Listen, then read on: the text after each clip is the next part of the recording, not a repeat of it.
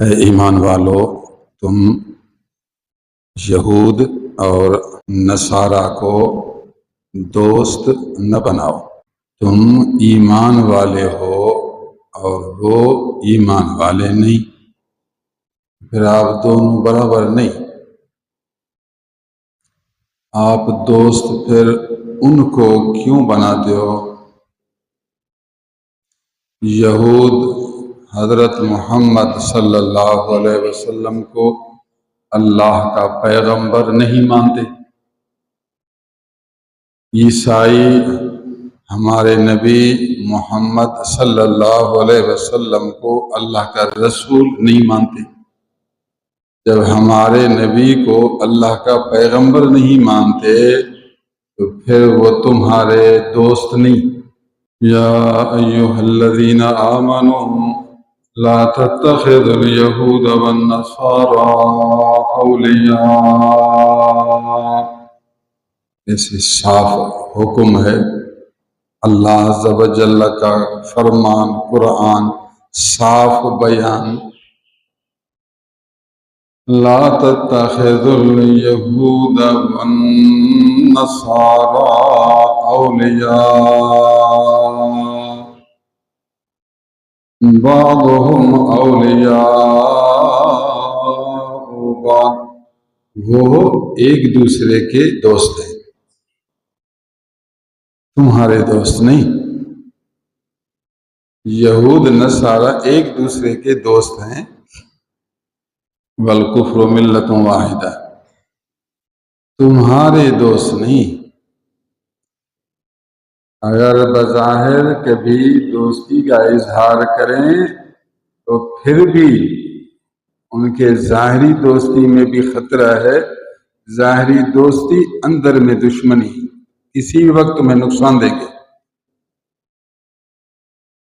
وَمَن يَتَوَلَّهُم مِّنكُمْ فَإِنَّهُ مِنْهُمْ، اب تنبیہ کی، تم میں سے جو مسلمان ان سے دوستی کرے گا وہ ان میں سے شمار ہوگا۔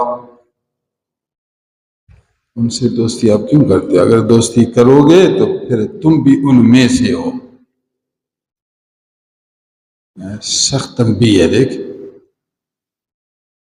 وَمَن يَتَوَلَّهُم مِّنكُمْ فَإِنَّهُ مِنْهُمْ، تم میں سے جو مسلمان ان سے دوستی کرے گا بے شک وہ ان میں سے گنا جائے گا۔ جو مسلمان دل سے ان سے دوستی کرے یہودیوں سے تو پھر وہ بھی یہودی، نصارہ سے دوستی کرے تو پھر وہ بھی نصارہ۔ دوستی کس کو کہتے ہیں؟ منع کیا دوستی نہ کرو، وہ ایک دوسرے کے دوست ہیں، جو دوستی کرے گا پھر ان میں شمار ہوگا۔ دوستی کیا چیز ہے؟ لا تتخذوا اليہود والنصارى اولیاء، یہود نصارہ کو اولیاء نہ بناؤ۔ اولیاء جمع وہی ولی، مادہ وہی ولایت، ولی۔